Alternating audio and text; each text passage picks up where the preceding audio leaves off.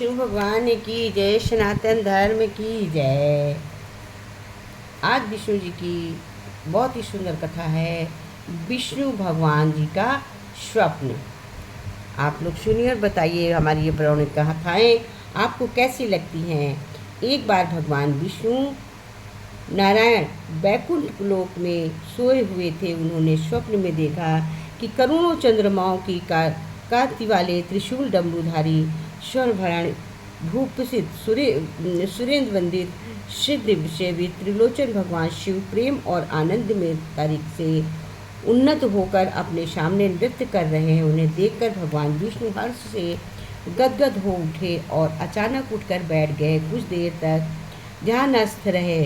उन्हें इस प्रकार बैठे देखकर श्री लक्ष्मी जी ने पूछने लगी, भगवान आपके इस प्रकार अचानक निद्रा से उठकर बैठने का क्या कारण है। भगवान ने कुछ देर बाद तक उनके इस प्रश्न का कोई उत्तर नहीं दिया और आनंद के निमग्न हुए चुपचाप बैठे रहे। कुछ देर बाद हर्षित हुए बोले, देवी मैंने अभी स्वप्न में भगवान श्री महेश्वर को दर्शन किया है। उनकी छवि ऐसी अद्भुत आनंदमय एवं मनोहर है थी कि देखते ही बनती थी। मालूम होता था कि शंकर ने मुझे स्मरण किया है। ओह भागी, चलो कैलाश पे चलकर हम लोग महादेव के दर्शन करें। ऐसा विचार कर दोनों कैलाश की ओर चल दिए। कैलाश की ओर चल दिए। भगवान शिव के दर्शन के लिए कैलाश मार्ग पर आधी दूर गए होंगे कि देखते ही भगवान शंकर स्वयं गिरजा के पास साथ उनकी ओर चले आ रहे हैं। अब भगवान ने आनंद का तो ठिकाना नहीं रहा, मानो घर बैठे निधि मिल गई है। पास आते ही दोनों परस्पर बड़े प्रेम से मिले।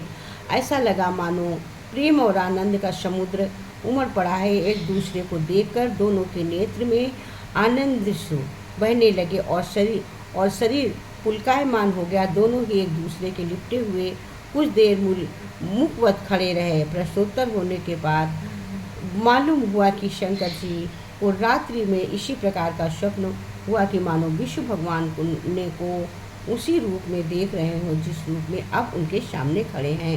दोनों के स्वप्न के वृतांत से अवगत होने के बाद दोनों एक दूसरे को अपने निवास ले जाने का आग्रह करने लगे। नारायण ने कहा कि बैकुंठ चलो और भोलेनाथ कहने लगे कैलाश की प्रस्थान करो। दोनों के आग्रह इतना अलौकिक प्रेम था कि ये निर्णय करना कठिन हो गया क्या कि कहाँ चला जाए। इतने में क्या देखते हैं कि बीड़ा बजाते हरि गुण गाते नारद जी कहीं से चले आ रहे। बस फिर क्या था, लगे दोनों उसने निर्णय कराने के कहा चला जाए। बेचारे नारद जी तो स्वयं परेशान थे।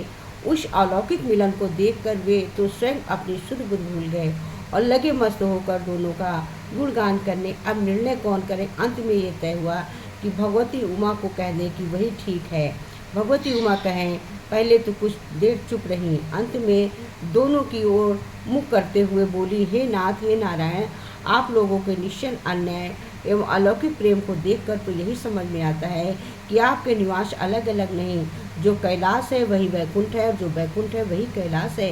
केवल नाम है, भेद है ये नहीं। मुझे तो ऐसा प्रतीत होता है कि आपकी आत्मा की एक ही है, केवल शरीर देखने के दो हैं। और तो मुझे स्पष्ट लग रहा है कि आपकी मर्यादाएं भी एक ही है। जो मैं हूँ वही लक्ष्मी है और जो लक्ष्मी है वही मैं हूँ। केवल इतना नहीं, मेरी ये सब दृढ़ धारणा हो गई है कि आप लोगों में एक के प्रति जो द्वेष करता है वो मानो दूसरे के प्रति करता है। एक की जो पूजा करता है वो मानो दूसरे की पूजा करता है। मैं तो तय समझती हूँ आप दोनों के जो भेद मानता है उसका चिरकाल तक घोर पतन होता है।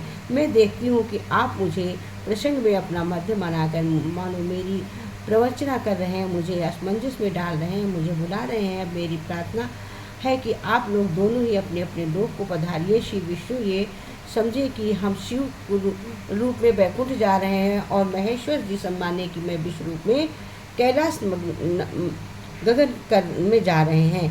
इस उत्तर से सुनकर दोनों परम प्रसन्न हुए और भगवती उमा की प्रशंसा करते हुए दोनों ने एक दूसरे को प्रणाम किया।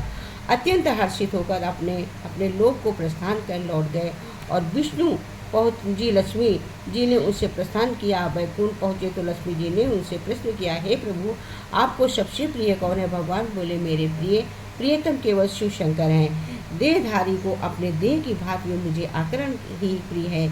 एक बार मैं श्री शंकर श्री शंकर दोनों पृथ्वी पर घूमने निकले और मैं प्रियतम को खोज में ईश अवश्य में निकला, तब कि मेरी तरह जो अपने प्रियतम की खोज में देश देशांतर में भटक रहा हो वही मुझे आकारण पी है। थोड़ी देर बाद मेरी श्री शंकर से भेंट हो गई। वास्तव में मैं ही जनार्दन हूँ, मैं भी महादेव हूँ। अलग अलग दो घड़ों में रखे हुए जल की भांति मुझे और कोई अंतर नहीं है। शंकर जी के अतिरिक्त शिव की चर्चा करने वाला शिव भक्त मुझे अत्यंत प्रिय है। इसके विपरीत जो शिव की पूजा करते हैं वे मुझे कदापि प्रिय नहीं हो सकते।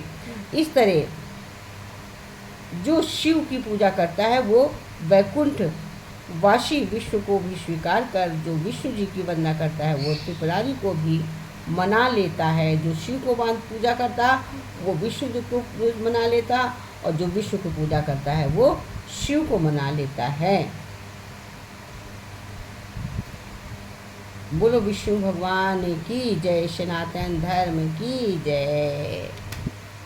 लाइक और सब्सक्राइब मत बोल।